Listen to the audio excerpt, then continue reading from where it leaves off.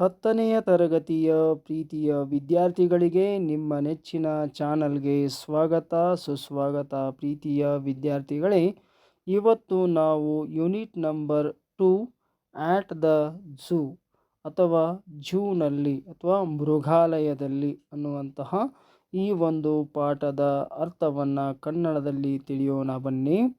ಮೊದಲಿಗೆ ನಾವು free reading ಆ್ಯಕ್ಟಿವಿಟಿಯನ್ನು ಅಧ್ಯಯನ ಮಾಡೋಣ. ನಂತರದಲ್ಲಿ ಮುಖ್ಯ ಪಾಠಕ್ಕೆ ನಾವು ಹೋಗೋಣ. ಈಗ ಬನ್ನಿ ವಿದ್ಯಾರ್ಥಿಗಳೇ, ಶುರು ಮಾಡೋಣ. A forest is the home of many animals. ಒಂದು ಕಾಡು ಎಂದರೆ ಅದು ಬಹಳಷ್ಟು ವನ್ಯ ಮೃಗಗಳ, ಪ್ರಾಣಿಗಳ ಮತ್ತು ಜೀವಿಗಳ ಒಂದು ವಾಸಸ್ಥಾನ. A forest is the home ಅಂತಂದರೆ ಇಲ್ಲಿ ಮನೆ ಅಥವಾ ವಾಸಸ್ಥಾನ ಎಂದು ಅರ್ಥವಾಗುತ್ತದೆ. ಆಫ್ ಮೆನಿ ಅನಿಮಲ್ಸ್, ಅಲ್ಲಿ ಬಹಳಷ್ಟು ಪ್ರಾಣಿಗಳು ಮತ್ತು ಇತರೆ ಜೀವಿಗಳು ಇರುತ್ತವೆ. It provides them food and shelter. ಕಾಡು, ಇಲ್ಲಿ ಇಟ್ ಅಂತಂದರೆ ಕಾಡು ಒದಗಿಸಿಕೊಡುತ್ತದೆ. ಪ್ರೊವೈಡ್ಸ್ ಅಂದರೆ ಒದಗಿಸಿಕೊಡುತ್ತದೆ. ಏನನ್ನು ಒದಗಿಸಿಕೊಡುತ್ತದೆ ಪ್ರಾಣಿಗಳಿಗೆ ಅಂತಂದರೆ ಆಹಾರ ಮತ್ತು ಆಶ್ರಯವನ್ನು ಒದಗಿಸಿಕೊಡುತ್ತದೆ. Food and shelter.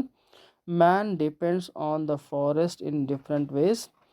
ಈ ಮನುಷ್ಯ ಮಾತ್ರ ಬೇರೆ ಬೇರೆ ರೀತಿಯಲ್ಲಿ ಈ ಒಂದು ಕಾಡಿನ ಮೇಲೆ ಅವಲಂಬಿತನಾಗಿದ್ದಾನೆ. Man depends on the forest in different ways.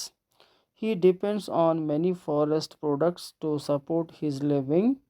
ಮನುಷ್ಯನು ಇಲ್ಲಿ ಬಹಳಷ್ಟು ಫಾರೆಸ್ಟ್ನಲ್ಲಿ ಉತ್ಪಾದನೆ ಆಗ್ತಕ್ಕಂತಹ ಉತ್ಪಾದನೆಗಳ ಮೇಲೆ ಆತನ ಒಂದು ಜೀವನ. ಹಿ ಡಿಪೆಂಡ್ಸ್ ಆನ್ ಅಂದರೆ ಮಾನವ ಇದರ ಮೇಲೆ ಅವಲಂಬಿತನಾಗಿದ್ದಾನೆ. ಆನ್ ಮೆನಿ ಫಾರೆಸ್ಟ್ ಪ್ರಾಡಕ್ಟ್ಸ್ ಅಂತಂದರೆ ಫಾರೆಸ್ಟ್ನಲ್ಲಿ ಸಿಗುವಂಥ ಭಾಳಷ್ಟು ಉತ್ಪನ್ನಗಳ ಮೇಲೆ ಆತ ಅವಲಂಬಿತನಾಗಿದ್ದಾನೆ. ಆ ಒಂದು ಉತ್ಪನ್ನಗಳು ಆತನ ಬದುಕಿಗೆ ತುಂಬ ಬೆಂಬಲವಾಗಿ ನಿಂತಿರುತ್ತವೆ. There is a strict ban on hunting of forest animals. ಈಗಾಗಲೇ ಕಾನೂನುಗಳು ಹೇಳುವಂತೆ ಇಲ್ಲಿ ಸ್ಟ್ರಿಕ್ಟ್ ಬ್ಯಾನನ್ನು, ನಿಷೇಧವನ್ನು ಹೇರಲಾಗಿದೆ. On hunting of forest animals, ಕಾಡಿನಲ್ಲಿ ವಾಸವಾಗುವಂತಹ ಅಥವಾ ವಾಸವಾಗಿರುವ ಪ್ರಾಣಿಗಳನ್ನು ಬೇಟೆಯಾಡುವುದನ್ನು ನಿಷೇಧಿಸಲಾಗಿದೆ. ಎಟ್ ಆದರೂ the wildlife is on the verge of extinction. ಆದರೂ ಸಹಿತ ಇವತ್ತು ಕಾಡಿನಲ್ಲಿ ವಾಸವಾಗುವ ಮೃಗ ಪ್ರಾಣಿಗಳು ಅಥವಾ ವೈಲ್ಡ್ ಲೈಫ್ ಅಂತ ಕರಿತೀವಿ, ಮೃಗ ಪ್ರಾಣಿಗಳು ಅವು ಇವತ್ತು ಎಕ್ಸ್ಟಿಂಕ್ಷನ್, ಇವತ್ತು ಅಳಿವಿನ ಅಂಚಿನಲ್ಲಿವೆ ಅನ್ನುವಂಥ ವಿಚಾರವನ್ನು ಇಲ್ಲಿ ಪ್ರಸ್ತುತಪಡಿಸುತ್ತಿದ್ದಾರೆ.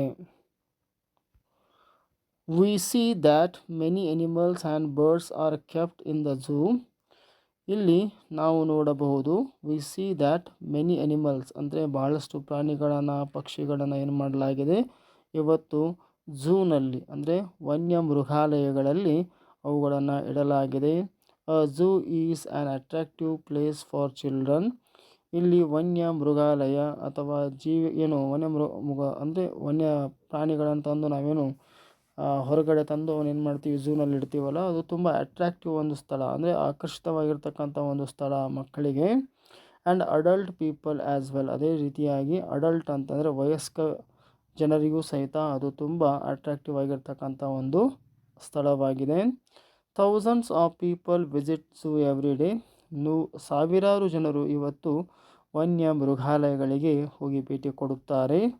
ಪರ್ ಹ್ಯಾಪ್ಸ್, ಬಹುಶಃ, you may visit your nearby Mysore zoo sometimes. ನಿಮ್ಮ ಸಮೀಪದಲ್ಲಿರುವಂತಹ ಮೈಸೂರು ಝೂಗೆ ಅಥವಾ ವನ್ಯ ಮೃಗಾಲಯಕ್ಕೆ ನೀವು ಭೇಟಿ ಕೊಟ್ಟಿರಬಹುದು ಎಂದು ಇಲ್ಲಿ ಹೇಳುತ್ತಾರೆ. ಹಿಯರ್ ಈಸ್ ಅ ಪರ್ಸನ್, ಇಲ್ಲಿ ಒಬ್ಬ ವ್ಯಕ್ತಿ ಇದ್ದಾನೆ. ಹೂ ಈಸ್ ಟೆಲ್ಲಿಂಗ್ ಯು, ಆತ ಏನು ಹೇಳ್ತಾ ಇದ್ದಾನೆ ನಮಗೆ ಅಂತಂದರೆ his experience of a visit to a zoo through his letter. ಆತ ಒಂದು ಝೂಗೆ ಭೇಟಿ ಕೊಟ್ಟಾಗ ಆತನಿಗಾಗಿರುವಂಥ ಅನುಭವಗಳನ್ನು ಇಲ್ಲಿ ತನ್ನ ಒಂದು ಪತ್ರದ ಮುಖಾಂತರವಾಗಿ ನಿಮಗೆ ಹೇಳ್ತಾ ಇದ್ದಾನೆ. ಮೈ ಡಿಯರ್ ವಿಷ್ಣು ಅಂತಕ್ಕಂಥದ್ದು ಇಲ್ಲಿ ವಿಜಯಪುರ ಅಲ್ಲಿಂದ ಬಂದಿರತಕ್ಕಂಥ ಪತ್ರ ಇದು. ಇಲ್ಲಿಗೆ ಫ್ರೀ ರೀಡಿಂಗ್ ಆ್ಯಕ್ಟಿವಿಟಿ ಕಂಪ್ಲೀಟ್ ಆಯಿತು ವಿದ್ಯಾರ್ಥಿಗಳೇ. ಈಗ ಮುಖ್ಯವಾಗಿರ್ತಕ್ಕಂಥ ಭಾಗಕ್ಕೆ ಹೋಗೋಣ. ಈಗ ನಾವು ಓದುತ್ತಿರುವಂತಹ ಏನು ಈ ಪಾಠ ಇದೆ, ಇದನ್ನು ಗೋಪಿ ಎನ್ನುವ ಒಬ್ಬ ವಿದ್ಯಾರ್ಥಿ ಅಥವಾ ಒಬ್ಬ ಹುಡುಗ ತನ್ನ ಸಹೋದರನಿಗೆ ಬರೆದಿರ್ತಕ್ಕಂತಹ ಪತ್ರದಲ್ಲಿ ಈ ರೀತಿಯಾಗಿ ಝೂನ ಬಗ್ಗೆ ತನ್ನ ಎಕ್ಸ್ಪೀರಿಯನ್ಸ್ ಬಗ್ಗೆ ಹೇಳ್ತಾ ಇದ್ದಾನೆ. ಬನ್ನಿ ವಿದ್ಯಾರ್ಥಿಗಳೇ, ಈಗ ಆರಂಭಿಸೋಣ. I had promised you a letter. ನಾನು ನಿನಗೆ ಒಂದು ಪತ್ರ ಬರೆಯುತ್ತೇನೆ ಎಂದು ಪ್ರಮಾಣ ಮಾಡಿದ್ದೆ. I had promised you a letter and here it is. ಅದು ಈಗ ನಾನು ಬರೆದಿದ್ದೇನೆ, ಇಲ್ಲಿದೆ ನೋಡು ಅಂತ ಹೇಳ್ತಾ ಇದ್ದಾರೆ ಗೋಪಿಯವರು. It is all about monkeys. ಈ ಒಂದು ಪತ್ರದಲ್ಲಿ ನಾನು ಯಾವ ಪ್ರಾಣಿಗಳ ಬಗ್ಗೆ ಬರೆದಿದ್ದೇನೆ ಅಂತಂದರೆ ಮಂಗಗಳ ಬಗ್ಗೆ, ಆನೆಗಳ ಬಗ್ಗೆ, ಒಂಟೆಗಳ ಬಗ್ಗೆ ಆ್ಯಂಡ್ ಅದರ್ ಬೀಸ್ಟ್ಸ್ ಅಂತಂದರೆ ಇಲ್ಲಿ ಕಾಡಿನಲ್ಲಿ ವಾಸವಾಗ್ತಕ್ಕಂತಹ ಮೃಗಗಳ ಬಗ್ಗೆ ನಾನು ಬರೆದಿದ್ದೇನೆ. That I saw in zoo. ಆ ಎಲ್ಲ ಪ್ರಾಣಿಗಳನ್ನು ನಾನು ನೋಡಿರ್ತಕ್ಕಂಥದ್ದು ವನ್ಯ ಮೃಗಾಲಯದಲ್ಲಿ ಅಥವಾ ಝೂನಲ್ಲಿ ಅಂತ ಹೇಳ್ತಾ ಇದ್ದಾರೆ. The animal I saw first were the elephants. ನಾನು ಝೂಗೆ ಎಂಟರ್ ಆದಾಗ ಅಥವಾ ಝೂಗೆ ಪ್ರವೇಶವನ್ನು ಪಡೆದಾಗ ನಾನು ಮೊದಲು ನೋಡಿರ್ತಕ್ಕಂಥ ಪ್ರಾಣಿಗಳೆಂದರೆ ಅವು ಆನೆಗಳು ಅಂತ ಇಲ್ಲಿ ಹೇಳ್ತಾ ಇದ್ದಾರೆ. The animal I saw first were the elephants. There were a baby elephant. ನಾನು ನೋಡಿರ್ತಕ್ಕಂಥ ಆನೆಗಳಲ್ಲಿ ಕೆಲವು ಬೇಬಿ ಎಲಿಫೆಂಟ್ಸ್ ಅಂದರೆ ಚಿಕ್ಕ ಚಿಕ್ಕ ಆನೆಗಳು ಅಥವಾ ಆನೆಯ ಮರಿಗಳನ್ನು ನೋಡಿದೆ. ಆಮೇಲೆ ಆ ಮದರ್ ಎಲಿಫೆಂಟ್, ಒಂದು ತಾಯಿ ಆನೆಯನ್ನು ನೋಡಿದೆ. ಆ್ಯಂಡ್ ಆ ಗ್ರ್ಯಾಂಡ್ಪಾ ಎಲಿಫೆಂಟ್, ಒಂದು ಅಜ್ಜ ಆನೆಯನ್ನು ನೋಡಿದೆ, ಅಂದರೆ ಅಜ್ಜನಷ್ಟು ವಯಸ್ಸಾಗಿರ್ತಕ್ಕಂಥ ಒಂದು ಆನೆಯನ್ನು ನೋಡಿದೆ. The baby elephant was rocking ದೋ ಇಟ್ಸ್ ಚೈನ್ಡ್ ಲೆಗ್ಸ್. ಒಂದು ಚಿಕ್ಕದಾಗಿರ್ತಕ್ಕಂಥ ಬೇಬಿ ಎಲಿಫೆಂಟ್ಗೆ, ಆನೆಗೆ ಏನು ಮಾಡಿದರು ಅಂತಂದರೆ ಅದು ಅದಕ್ಕೆ ಚೈನನ್ನು, ಕಾಲಿಗೆ ಚೈನ್ ಹಾಕಿದ್ರು, ಕಾಲುಗಳಿಗೆ ಚೈನ್ ಹಾಕಿದರೂ ಸಹಿತ ಅದೇನು ಮಾಡ್ತಾ ಇತ್ತು ಅಂದರೆ ರಾಕಿಂಗ್, ಆ ಕಡೆ ಈ ಕಡೆ ತೂಗಾಡುತ್ತಿತ್ತು ಅಂತ ಹೇಳ್ತಾರೆ. ಇಲ್ಲಿ ರಾಕಿಂಗ್ ಪದದ ಅರ್ಥ ಏನು ಅಂತಂದರೆ ತೂಗಾಡುತ್ತಿತ್ತು ಅನ್ನುವಂಥ ಅರ್ಥವನ್ನು ಕೊಡುತ್ತದೆ.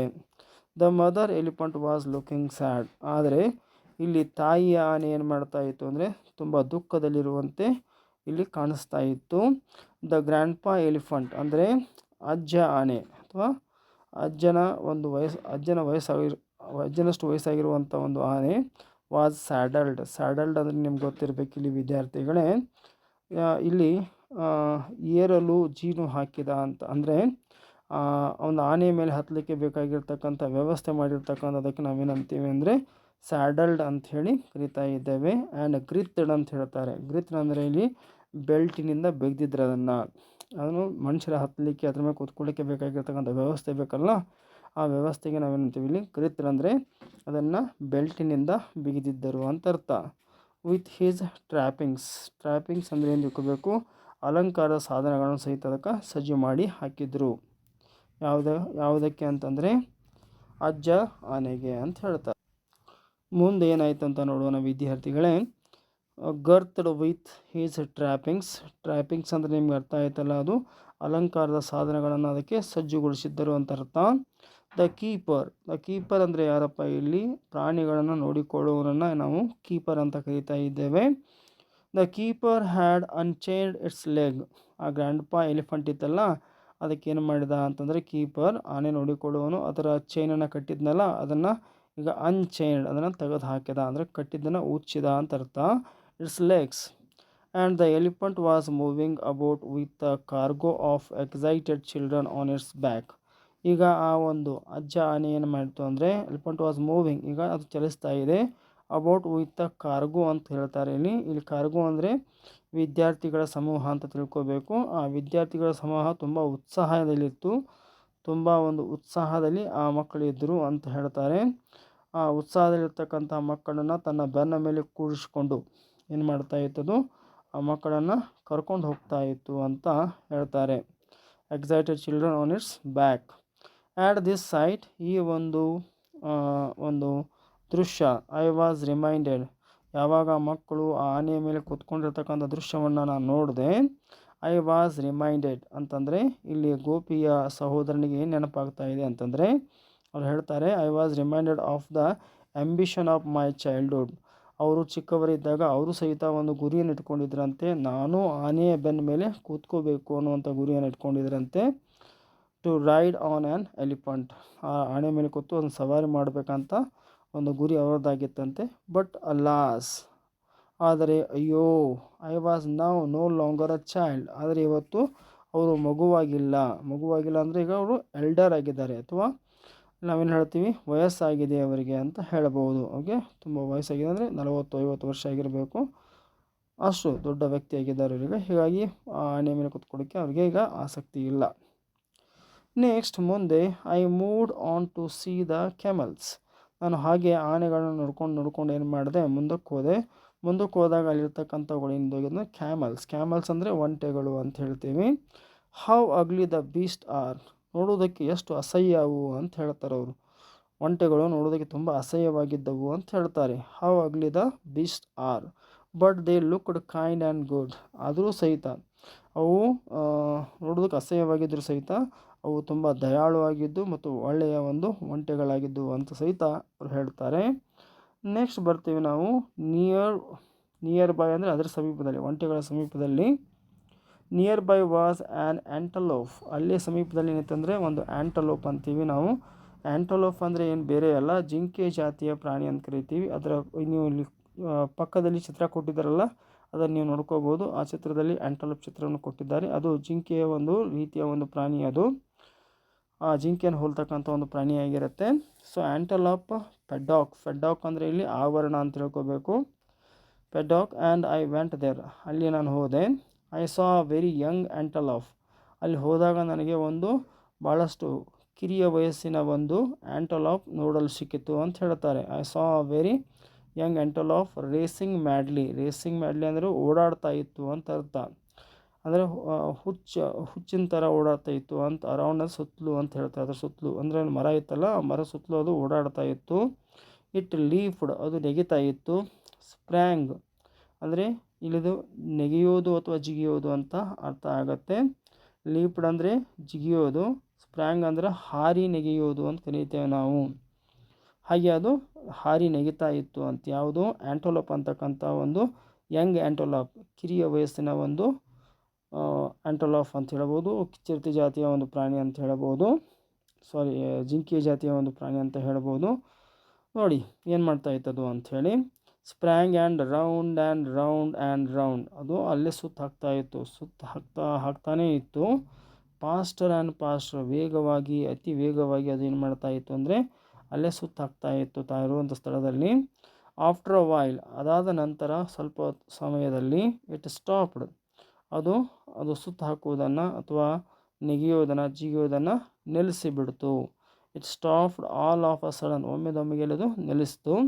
ಆ್ಯಂಡ್ ಸ್ಟುಡ್ ಸ್ಟಿಲ್, ಅದು ಅಲ್ಲೇ ನಿಂತ್ಕೊಂಡಿತ್ತು.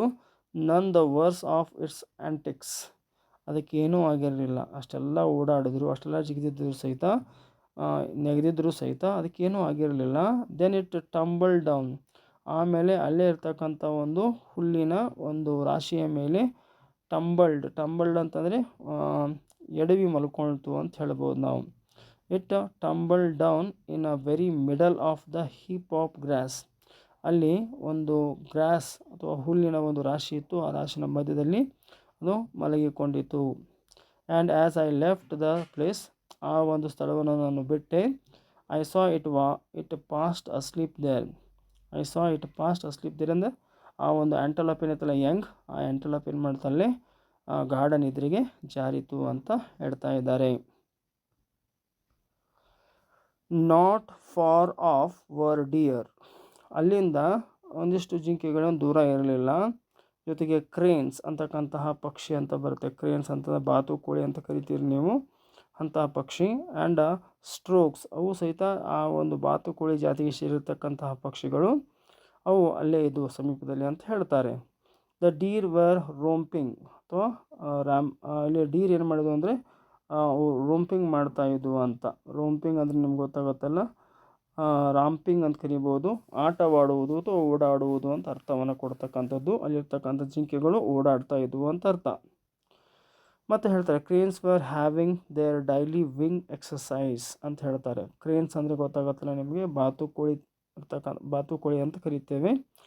ಆ ಒಂದು ಪಕ್ಷಿಗಳು ಏನು ಮಾಡ್ತಾ ಇದ್ವು ಅಂತಂದರೆ ಅವರ ಡೈಲಿ ಎಕ್ಸಸೈಸ್ ಅಂದರೆ ತನ್ನ ಪಕ್ಕಗಳನ್ನು ಬಡಿಯೋದು, ಆ ಥರನಾಗಿರ್ತಕ್ಕಂಥ ಒಂದಿಷ್ಟು ಎಕ್ಸಸೈಸ್ಗಳನ್ನ ಆ ಪಕ್ಷಿಗಳು ಮಾಡ್ತಾ ಇದ್ವು. Having their daily wing exercise, wing ಅಂದರೆ ಇಲ್ಲಿ ರೆಕ್ಕೆಗಳು ಅಂತ ಅರ್ಥವನ್ನು ಕೊಡುತ್ತೆ. ಆ್ಯಂಡ್ ದ ನಾಯ್ಜಿ ಸ್ಟ್ರೋಕ್ಸ್, ಅದೇ ಒಂದು ಜಾತಿಗೆ ಸೇರಿರ್ತಕ್ಕಂಥ ಸ್ಟ್ರೋಕ್ಸ್ ಅಂತಕ್ಕಂಥ ಪಕ್ಷಿಗಳು ಸಹಿತ ಏನು ಮಾಡ್ತಾ ಇದ್ವು, ವೇರ್ ಮೇಕಿಂಗ್ ಅ ಲೌಡ್ ಡಿನ್, ಅವು ಗದ್ದಲದ ಶಬ್ದವನ್ನು ಮಾಡ್ತಾ ಇದ್ವು ಅಂತ. ಲೌಡ್ ಅಂದರೆ ಜೋರಾಗಿರ್ತಕ್ಕಂಥ ಗದ್ದಲದ ಶಬ್ದವನ್ನು ಆ ಒಂದು ಪಕ್ಷಿಗಳು ಮಾಡ್ತಾ ಇದ್ವು. ಅಮಿಸ್ಟ್ ಆಲ್ ದಿಸ್ ಕ್ಲಾಸ್ಟರ್ ಅಂತಾರೆ, ಅಂದರೆ ಇವು ಎಲ್ಲಗಳ ಮಧ್ಯ. ಕ್ಲಾಸ್ಟರ್ ಅಂದರೆ ಗಲಾಟೆ ಅಥವಾ ಶಬ್ದ ಅಂತ ಅರ್ಥವನ್ನು ಕೊಡುತ್ತೆ. So all this cluster a stroke was having a quiet doze. ಅಲ್ಲಿ ಅದರಲ್ಲಿರ್ತಕ್ಕಂಥ ಒಂದು ಪಕ್ಷಿ ಏನು ಮಾಡಿತ್ತು ಅಂತಂದರೆ ಕ್ವೈಟ್ ಡೋಸ್ ಅಂತ ಹೇಳ್ತೀವಿ. ಡೋಸ್ ಅಂದರೆ ಸಣ್ಣ ನಿದ್ದೆ ಅಥವಾ ತೂಕಡಿಕೆ ಮಾಡ್ತಾ ಇತ್ತು, ತೂಕಿಸ್ತಾ ಇತ್ತು ಅಂತ ಹೇಳ್ತಾರೆ. ಸ್ಟ್ಯಾಂಡಿಂಗ್ ಆನ್ ಒನ್ ಲೆಗ್, ಒಂದೇ ಒಂದು ಕಾಲ ಮೇಲೆ ನಿಂತ್ಕೊಂಡು, it looked as if it would topple over but it never did. It looked as, ಅದು ಹೆಂಗೆ ಕಾಣಿಸ್ತಾ ಇತ್ತು ಅಂದರೆ ಇಫ್ ಇಟ್ ವುಡ್ ಟಾಫುಲ್ ಅಂತ ಹೇಳ್ತಾರೆ. ಅದು ಟಾಫುಲ್ ಅಂದರೆ ಉರುಳಿ ಬೀಳ್ತೈತೇನೋ ಅನ್ನೋ ರೀತಿಯಲ್ಲಿ ನಿಂತ್ಕೊಂಡಿತ್ತು, ಆದರೆ ಅದು ಯಾವತ್ತೂ ಉರುಳಿ ಬೀಳಲಿಲ್ಲ. But it never did. Next I saw a giraffe. ಆಮೇಲೆ ನಾನು ಜಿರಾಫೆಯನ್ನು ನೋಡಿದೆ. It towered high above the other animals. ನಾನು ಎಲ್ಲ ಪ್ರಾಣಿಗಳನ್ನು ವೀಕ್ಷಣೆ ಮಾಡಿದೆ, ಆದರೆ ಇದೊಂದು ವಿಚಿತ್ರವಾಗಿರ್ತಕ್ಕಂಥ ಪ್ರಾಣಿ. ಇದು ತುಂಬ ಎತ್ತರಕ್ಕಿರ್ತಕ್ಕಂಥದ್ದು. ಟವರ್ಡ್ ಅಂದರೆ ತುಂಬ ಎತ್ತರಕ್ಕಿರ್ತಕ್ಕಂಥ ಒಂದು ಪ್ರಾಣಿ, ಎತ್ತರವಾಗಿ ಕಾಣ್ತಕ್ಕಂಥ ಒಂದು ಪ್ರಾಣಿ ಇದಾಗಿತ್ತು. Towered high above the other animals, ಬೇರೆ ಬೇರೆ ಪ್ರಾಣಿಗಳಿಗಿಂತ ಇದು ಎತ್ತರವಾಗಿತ್ತು. It was standing by a huge shed intend for its house ಅಂತ ಹೇಳ್ತಾರೆ. ಅದೆಲ್ಲಿ ನಿಂತ್ಕೊಂಡಿತ್ತು ಅಂತಂದರೆ ಆ ಹ್ಯೂಜ್ ದೊಡ್ಡದಾಗಿರ್ತಕ್ಕಂಥ ಶೆಡ್ ಅಂತಂದರೆ ಒಂದು ಎತ್ತರದ ಮರ ಇತ್ತಲ್ಲಿ, ಮರದ ನೆರಳಿಗೆ ನಿಂತ್ಕೊಂಡಿತ್ತದು ಅಂತ. ಇಂಟೆಂಡೆಡ್ ಫಾರ್ ಇಟ್ಸ್ ಹೌಸ್, ಅದನ್ನು ತನ್ನ ಮನೆ ಹೆಂಗೆ ಮಾಡ್ಕೊಂಡಿತ್ತು. And eating the leaves from a tall tree, ಎತ್ತರ ಗಿಡದಿಂದ ಏನು ಮಾಡ್ತಾಯಿತ್ತು, ಒಂದಿಷ್ಟು ಎಲೆಗಳನ್ನು ಅದು ತಿನ್ನುವಂಥ ದೃಶ್ಯವನ್ನು ಇಲ್ಲಿ ನೋಡ್ತಾರೆ. ಗೋಪಿಯ ಸ್ನೇಹಿತ ಅಥವಾ ಗೋಪಿಯ ಸಹೋದರ ನೋಡ್ತಾರೆ. What a strange creature this animal is.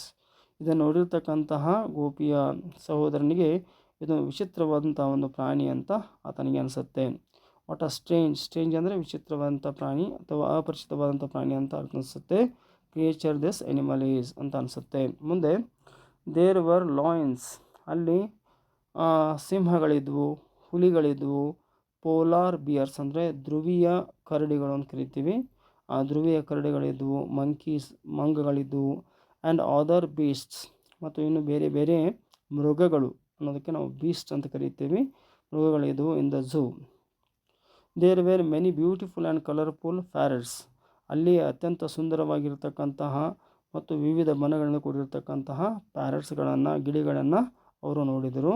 Snow white ಕಾಕ್ಟೋಸ್ ಅಂತ ಕರೀತೇವೆ. ಸ್ನೋ ವೈಟ್ ಅಂದರೆ ಗೊತ್ತಾಗುತ್ತಲ್ಲ, ಹಿಮದಂತೆ ಬೆಳ್ಳಗಿರ್ತಕ್ಕಂತಹ ಕಾಕ್ಟೋಸ್ ಅಂತಕ್ಕಂಥ ಪಕ್ಷಿಗಳು ಕೂತ್ಕೊಂಡಿದ್ವು.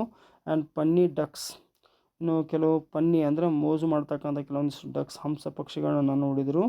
ಆ್ಯಂಡ್ ಗ್ಲೈಡಿಂಗ್ ಅಂತ ಹೇಳ್ತೀವಿ. ಗ್ಲೈಡಿಂಗ್ ಅಂತಂದರೆ ಸರಿದು ಹೋಗುವುದು ಅಥವಾ ತೇಲುವುದು ಅಂತ ಅರ್ಥವಾಗುತ್ತೆ. Ducks gliding across the pond, ಅಲ್ಲೊಂದು ಪೌಂಡ್ ಇತ್ತು ಅಥವಾ ಒಂದು ಬಾವಿ ಅಂತ ಅಥವಾ ಒಂದು ಕೆರೆ ಅಂತ ನೀರಿನ ಒಂದು ವ್ಯವಸ್ಥೆಯನ್ನು ಮಾಡಲಾಗಿತ್ತು. ಅದರಲ್ಲಿ ಅವೇನು ಮಾಡ್ತಾಯಿದ್ವು ಅಂತಂದರೆ ತೇಲಿಕೊಂಡು ಹೋಗ್ತಾಯಿದ್ವು ಅಂತ ಹೇಳ್ತಾರೆ. I would like to discuss the need for maintaining a zoo. I would like to discuss, ನಾನು ನಿನ್ನೊಂದಿಗೆ ಚರ್ಚೆ ಮಾಡಲು ಬಯಸುವಂಥ ವಿಷಯ ಏನಂತಂದರೆ, ನಾವು ಒಂದು ಝೂವನ್ನು ಮೇಂಟೈನ್ ಮಾಡಲೇಬೇಕೇನು, ಅವುಗಳನ್ನ ಸರಿಯಾಗಿ ನೋಡ್ಕೊಳ್ಳೇಬೇಕೇನು. VIPs ಅಂದರೆ ವೆರಿ ಇಂಪಾರ್ಟೆಂಟ್ ಪರ್ಸನ್ ಅಂತ ಕರಿತೀವಿ ನಾವು, ಅಥವಾ VVIPs ಅಂತಂದರೆ ವೆರಿ ವೆರಿ ಇಂಪಾರ್ಟೆಂಟ್ ಪರ್ಸನ್ಸ್ ಅಂತ ಕರಿತೀವಿ. Have started adapting certain caged birds. ಈಗಾಗಲೇ VIPs VVIPs ಏನು ಮಾಡ್ತಿದ್ದಾರೆ ಅಂತಂದರೆ, ಕೆಲವೊಂದಿಷ್ಟು ಪಂಜರದಲ್ಲಿ ಇರಿಸಿರ್ತಕ್ಕಂಥ ಪಕ್ಷಿಗಳನ್ನು ಮತ್ತು ಪ್ರಾಣಿಗಳನ್ನು ತಾವು ಅಡಾಪ್ಟ್ ಮಾಡ್ಕೊಳ್ತಾ ಇದ್ದಾರೆ, ದತ್ತಕ ತೆಗೆದುಕೊಳ್ತಾ ಇದ್ದಾರೆ. I have a dilemma in my mind ಅಂತ ಹೇಳ್ತಾರೆ. ಡಿಲೆಮ್ಮಾ ಅಂತಂದರೆ ಎರಡರ ನಡುವಿನ ಗೊಂದಲ ಇದೆ. ಆ ಪ್ರಾಣಿಗಳನ್ನು ಪಂಜರದಲ್ಲಿ ಇಡಬೇಕೇನೋ, ಇಟ್ಕೊಂಡು ಅವನು ಅಡಾಪ್ಟ್ ಮಾಡ್ಕೊಂಡು ನೋಡ್ಕೋಬೇಕೇನೋ ಅನ್ನೋಂಥ ಪ್ರಶ್ನೆ ನನಗೆ ಬರ್ತಾ ಇದೆ ಅನ್ನುವಂಥ ವಿಚಾರವನ್ನು ಇಲ್ಲಿ ನಾವು ಡಿಲೆಮಾ ಅಥವಾ ಗೊಂದಲ ಅಂತ ಕರಿತೀವಿ. ಸೊ ಪ್ರೀತಿಯ ವಿದ್ಯಾರ್ಥಿಗಳು, ಕೊನೆಯದಾಗಿರ್ತಕ್ಕಂಥ ಒಂದು ಪ್ಯಾರಾಗ್ರಾಫನ್ನು ನೋಡ್ತಾ ಇದ್ದೇವೆ. Is it right to capture and cage birds and animals. ಈಗ ನನ್ನ ಮನಸ್ಸಿನಲ್ಲಿ ಒಂದು ಪ್ರಶ್ನೆ ಬರ್ತಾ ಇದೆ. ಆ ಪ್ರಶ್ನೆಯನ್ನು ನಿನಗೆ ಹೇಳ್ತಾ ಇದ್ದೇನೆ. ಈ ಪ್ರಾಣಿಗಳನ್ನು, ಪಕ್ಷಿಗಳನ್ನು ಹಿಡಿದು ಪಂಜರದಲ್ಲಿಡುವುದು, ಕ್ಯಾಪ್ಚರ್ ಮಾಡಿಡುವುದು ಸರಿ ಏನು ಅಂತ ಕೇಳ್ತಾ ಇದ್ದೇನೆ. Is it right to capture and cage, capture ಮಾಡಿಬಿಟ್ಟು ಅವನು ಹಿಡಿದುಬಿಟ್ಟು ಆಮೇಲೆ ಅವುಗಳನ್ನು ಪಂಜರದಲ್ಲಿ ಇಡ್ತಕ್ಕಂಥದ್ದು, ಪ್ರಾಣಿ ಮತ್ತು ಪಕ್ಷಿಗಳನ್ನು ಸರಿ ಏನು ಅಂತ ಪ್ರಶ್ನೆ ಕೇಳ್ತಾ ಇದ್ದೆ ನಿನಗೆ. ಆನ್ ದ ಅದರ್ ಹ್ಯಾಂಡ್, ಇನ್ನೊಂದು ರೀತಿ ವಿಚಾರ ಮಾಡಿದಾಗ, the news papers bring us conflict between man versus wild animals. ಈಗಾಗಲೇ ನಾವು ಸಾಕಷ್ಟು ನ್ಯೂಸ್ ಪೇಪರ್ಗಳಲ್ಲಿ ಓದಿದ್ದೇವೆ, ಮಾನವ ಮತ್ತು ವೈಲ್ಡ್ ಎನಿಮಲ್ಸ್, ಮೃಗಗಳ ಮಧ್ಯ ಒಂದು ಸಂಘರ್ಷವೇ ನಡೀತಾ ಇದೆ. ಕಾನ್ಫ್ಲಿಕ್ಟ್ ಅಂತಂದರೆ ಸಂಘರ್ಷವೇ ನಡೀತಾ ಇದೆಯಲ್ಲ, ಅದರ ಬಗ್ಗೆ ನಾನು ಈಗಾಗಲೇ ನ್ಯೂಸ್ ಪೇಪರ್ನಲ್ಲಿ ಓದಿದ್ದೇನೆ. Okay, let me right in details about the subject in my next letter. ಈ ಒಂದು ವಿಚಾರ ಕುರಿತಾಗಿ ನಾನು ನಿನಗೆ ಡೀಟೇಲ್ ಆಗಿರುವಂಥ ವಿವರಾತ್ಮಕವಾಗಿರ್ತಕ್ಕಂಥ ಒಂದು ಪತ್ರವನ್ನು ಮುಂದಿನ ಒಂದು ಲೆಟರ್ನಲ್ಲಿ ಬರೆದುಕೊಡ್ತೀನಿ. With love to father, mother and Kasturi and you. ನಾನು ನಿಮಗೆ ಪ್ರೀತಿಯಿಂದ ಪತ್ರವನ್ನು ಬರಿತಾ ಇದ್ದೇನೆ. ನನ್ನ ಪ್ರೀತಿಯನ್ನು ತಂದೆ ತಾಯಿಗೂ ಹೇಳಪ್ಪ, ಮತ್ತು ಕಸ್ತೂರಿ ಅಂತಕ್ಕಂಥ ತಂಗಿಗೂ ಹೇಳು, ಮತ್ತು ನಿನಗೂ ಸಹಿತ ಇಲ್ಲಿ ಪ್ರೀತಿಯಿಂದ ಒಂದಿಷ್ಟು ಮಾತುಗಳನ್ನು ಹೇಳಿದ್ದೇನೆ ಅಂಥೇಳಿ ಇಲ್ಲಿ ಪತ್ರವನ್ನು ಮುಗಿಸಲಾಗಿದೆ. I am your affectionate brother Gopi. ನಾನು ನಿಮ್ಮ ಪ್ರೀತಿಯ ಸಹೋದರ ಗೋಪಿ ಎಂದು ಹೇಳಲಾಗಿದೆ. ಸೊ ಪ್ರೀತಿಯ ವಿದ್ಯಾರ್ಥಿಗಳೇ, ಇಲ್ಲಿಯವರೆಗೆ ನೀವು ನಿಮ್ಮ ನೆಚ್ಚಿನ ಚಾನಲ್ ಆಗಿರುವ ABG ಸ್ಪೋಕನ್ ಇಂಗ್ಲೀಷ್ ಕ್ಲಾಸಸ್ಗೆ ನೀವಿನ್ನೂ ಸಬ್ಸ್ಕ್ರೈಬ್ ಆಗಿಲ್ಲ ಅಂದರೆ ಈ ಕೂಡಲೇ ಸಬ್ಸ್ಕ್ರೈಬ್ ಆಗಿ. ಈ ವಿಡಿಯೋ ನಿಮಗೆ ಇಷ್ಟ ಆದರೆ ದಯವಿಟ್ಟು ಲೈಕ್ ಮಾಡಿ, ಶೇರ್ ಮಾಡಿ, ಕಮೆಂಟ್ ಮಾಡಿ ಅಂತ ಕೇಳಿಕೊಳ್ಳುತ್ತಾ ಧನ್ಯವಾದಗಳು.